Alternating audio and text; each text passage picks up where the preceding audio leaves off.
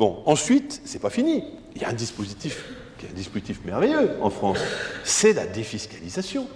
La défiscalisation qui vous permet, dans certains cas, de toucher un chèque à une hauteur qui est une hauteur souvent significative et qui vous permet, encore une fois, de ne pas payer la totalité de la valeur des choses que vous achetez parce que l'argent public, encore une fois, est là. Donc vous êtes en train de vous rendre compte que finalement, ceux qui détiennent, tout à l'heure, je l'ai dit, la commercialité des lieux, sont souvent ceux qui détiennent, pas toujours, mais souvent ceux qui détiennent les filières verticales. Et là, regardez tout l'argent public qui est donné. Vous voyez ? Donc, si on veut s'intéresser à la cherté de la vie et si on veut faire diminuer les prix, la seule solution, c'est d'aller chercher toutes les couches et d'aller voir de partout, à tous les niveaux, combien chacun gagne. Parce qu'à la fin, dans certains cas, ça retombe dans le même porte-monnaie. Il y a une organisation merveilleuse qui s'appelle Eurodom. Eurodom est un outil au service largement du groupe de Bernard Ayotte, mais d'autres, hein, il n'est pas qu'au service de Bernard Ayotte.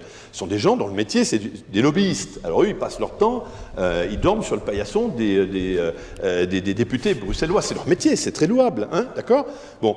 Pourquoi ? Pour essayer de voir ce qu'ils peuvent gagner, de quelle façon ils peuvent encore obtenir ici ou là des fonds européens. Parce que chaque fois qu'il y a des fonds européens, comme ce sont des entreprises extrêmement compétentes, moi quand je vous parle des gens comme Groupe Bernard Ayotte, très compétents, les gens à la tête de cette entreprise-là, ils sont ultra compétents, ils le sont en croissance permanente, ils font des milliards d'euros annuels de chiffre d'affaires, des milliards d'euros annuels de chiffre d'affaires, et ils dégagent des bénéfices qui sont des bénéfices, ma foi, extrêmement confortables. Donc, ils sont très organisés pour ça. Tout le problème, y a-t-il quelque chose d'illégal dans tout ce que je viens de vous décrire ? La réponse est non. Il n'y a aucune égalité. Est-ce que c'est moral ? La question peut être posée.